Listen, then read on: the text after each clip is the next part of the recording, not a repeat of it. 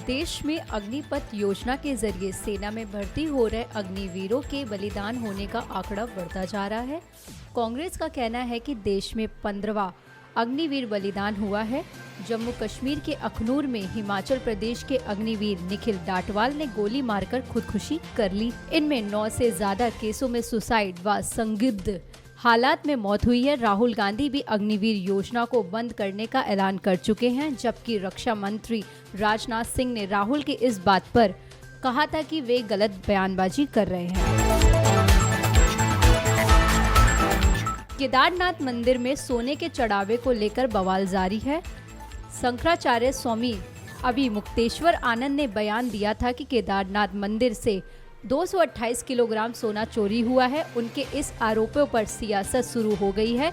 कांग्रेस ने जहां इस पूरे मामले में केंद्रीय जांच एजेंसी से जांच करने की मांग की है, वहीं बद्रीनाथ केदारनाथ मंदिर समिति के अध्यक्ष अजेंद्र अजय ने पलटवार करते हुए शंकराचार्य से इस मामले में सबूत पेश करने के लिए चुनौती दी। इसके बाद अब अखिल भारतीय आंकड़ा परिषद के महंत रविंद्र पुरी ने भी शंकराचार्य से इस मामले पर प्रमाण देने के लिए कहा है। पंजाब के मशहूर सिंगर करण औजला अपने नए गाने हूदे की शूटिंग के दौरान हादसे का शिकार हो गए।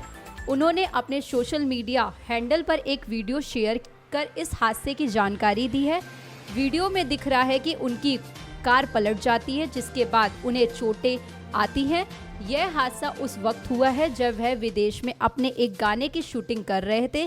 गनीमत रही कि इस हादसे में उन्हें ज़्यादा चोट नहीं आई। करण ने जानकारी शेयर करते हुए कहा, शूटिंग के दौरान मेरी गर्दन लगभग टूटने की कगार पर थी, लेकिन किस्मत से मैं बच गया।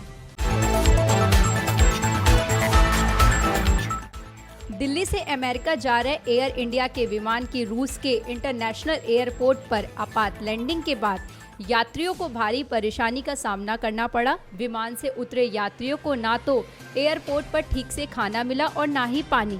यात्रियों ने एक्स पर पोस्ट कर एयर इंडिया से मदद की गुहार लगाई। यात्रियों की सहायता के लिए एयर इंडिया ने मुंबई से एक फ्लाइट रवाना की है। साथ ही भारतीय वाणिज्य दूतावास के अधिकारी एयरपोर्ट पर फंसे यात्रियों को होटल मुहैया कराने के लिए रूसी अधिकारियों के साथ काम कर रहे हैं।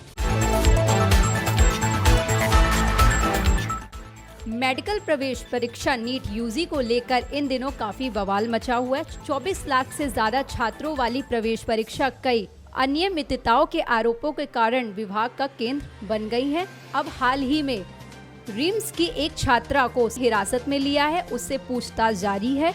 Rajendra institute of medical sciences Ranchi की छात्रा को सीबीआई ने हाल ही में नीट यूजी पेपर लीक मामले में हिरासत में लिया है। पेपर लीक मामले के तार रांची के Rajendra institute of medical sciences से भी जुड़ी निकले हैं। बांग्लादेश में आरक्षण के खिलाफ हिंसा जारी है और अब तक इस हिंसा में 32 लोगों की मौत हो चुकी है। गुरुवार को बांग्लादेश में बड़े पैमाने पर हिंसा हुई थी और इस दौरान प्रदर्शनकारियों ने ढाका स्थित सरकारी टीवी मुख्यालय को आग लगा दी है और मुख्यालय में खड़ी कई गाड़ियों को भी तबाह कर दिया है। शेख हसीना सरकार ने हिंसा को देखते हुए देश के सभी स्कूलों और विश्वविद्यालय को अनिश्चित काल के लिए बंद करने का आदेश दिया है। साथ ही हालत को काबू करने के लिए सुरक्षा के कड़े इंतजाम करने का निर्देश दिया है। उत्तरी केरल के वायनाड, कन्नूर और कासरगोड जिलों में पेड़ उखाड़ने, संपत्ति को नुकसान पहुंचाने और सड़कें टूटने की घटनाएं सामने आई हैं। पलक्कड़ में एक स्कूल बस नहर में पलट गई। हिमाचल प्रदेश के शिमला समेत अधिकांश जिलों के लिए बारिश का येलो अलर्ट जारी है। वहीं राजस्थान के कई जिलों में भी झमाझम मानसूनी बारिश होती रही है। मौसम विभाग ने 19 जुलाई को छत्तीसगढ़, मध्य प्रदेश, उड़ीसा, गोवा, महाराष्ट्र, केरल, आंध्र प्रदेश, तेलंगाना, कर्नाटक, हिमाचल प्रदेश, उत्तराखंड, राजस्थान, पश्चिम बंगाल, नागालैंड, मणिपुर, मिजोरम, त्रिपुरा और गुजरात में भारी बारिश का अलर्ट जारी है। इसके साथ ही जम्मू कश्मीर, हिमाचल प्रदेश, उत्तराखंड, उत्तर प्रदेश, राजस्थान, मध्य प्रदेश, छत्तीसगढ़, महाराष्ट्र, गुजरात में तेज हवा के साथ बिजली कड़कने का अनुमान लगाया है। सुप्रीम कोर्ट ने एनसीआर में अब तक घर पर कब्जा नहीं पाने वाले खरीदारों को बड़ी राहत देते हुए बैंकों का उनके खिलाफ किस्त भुगतान में देरी या चेक बाउंस होने पर कार्रवाई से रोक दिया है। शीर्ष अदालत ने कहा कि बैंक, वित्तीय संस्थाएं या बिल्डर की ओर से ऐसे किसी भी घर खरीदार के खिलाफ मुकदमे पर विचार नहीं किया जाएगा। अदालत दिल्ली हाई कोर्ट के 14 मार्च 2023 के उस आदेश के खिलाफ याचिकाओं पर सुनवाई कर रही थी, जिसमें कई घर खरीदारों की याचिकाओं को खारिज कर दिया गया है। उत्तराखंड के रुद्रप्रयाग में एक निर्माणाधीन पुल ढह गया है।